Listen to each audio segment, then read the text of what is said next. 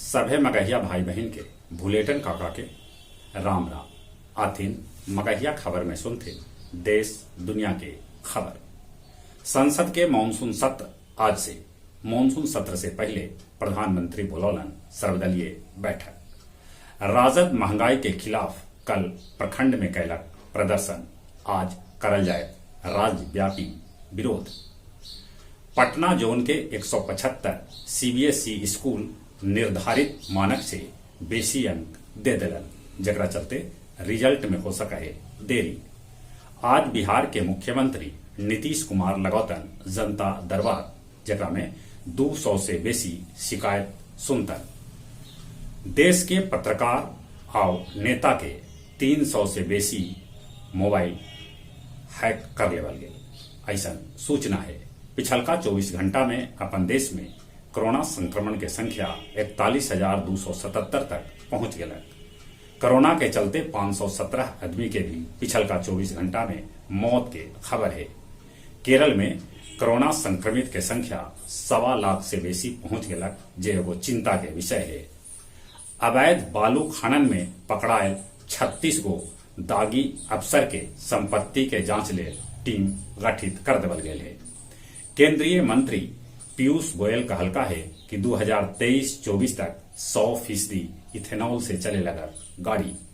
आखिरकार कांग्रेस नवजोत सिंह सिद्धू के पंजाब कांग्रेस के अध्यक्ष बनौलक, बाकी उनकरा साथे 4 गो कार्यकारी अध्यक्ष भी नियुक्त कैल गेलन है। मुंबई में भारी बारिश से 32 आदमी के मौत के खबर है।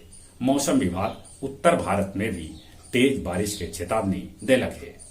उत्तर प्रदेश के मुख्यमंत्री कल्याण सिंह के स्थिति नाजुक बनल है, उनकरा ऑक्सीजन थेरेपी पर रखल गए है।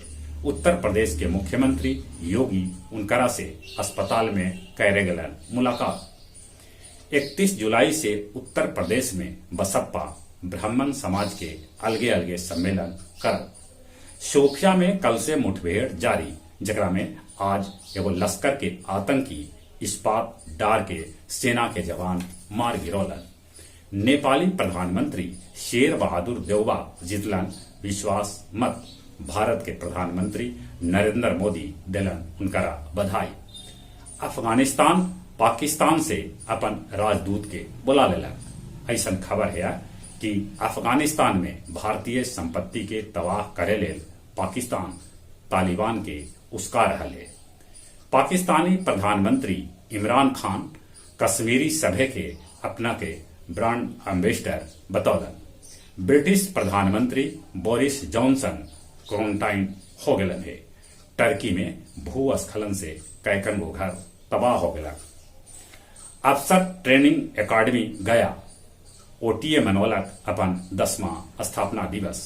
गया मगध मेडिकल कॉलेज के कोविड वार्ड में अब 1 गो कोरोना पॉजिटिव मरीज भर्ती न है। बेलागंज में 4.23 करोड़ के बालू जब्त कैल गए। 52 गो कारोबारी के खिलाफ केस भी दर्ज कैल गए है। डोभी चेक पोस्ट पर 2,880 बोतल विदेशी दारू, 2 के साथे 2 गो धंधेबाज के भी पुलिस गिरफ्तार कैलक। इमामगंज के पकरी गांव के किसान सभे श्रमदान से कैलन पैन के उड़ाही। और अब कुछ खेल के समाचार। भारत पहला एक दिवसीय मैच श्रीलंका के से 7 विकेट से जीत लेलक। भारत के कप्तान शिखर धवन नवाद 86 रन बनौलन त ईशान किशन 59 रन बनौलन। टोक्यो ओलंपिक में स्केट बोर्ड, शॉफिंग, स्पोर्ट्स क्लाइंबिंग और कराटे के होल पदार्पण। बेसबॉल और सॉफ्टबॉल के भी होल वापसी। टोक्यो खेल गांव में 2 गो खिलाड़ी समेत 3 गो कोरोना पॉजिटिव पावल गलन है। दूसर का एक दिवसीय मैच में बांग्लादेश जिम्बाब्वे के 3 विकेट से हरौलक। जहां तक मौसम के सवाल है, मौसम विभाग सूचना दिलका है कि बिहार के कैकन जिला में बारिश और वज्रपात के भी संभावना है।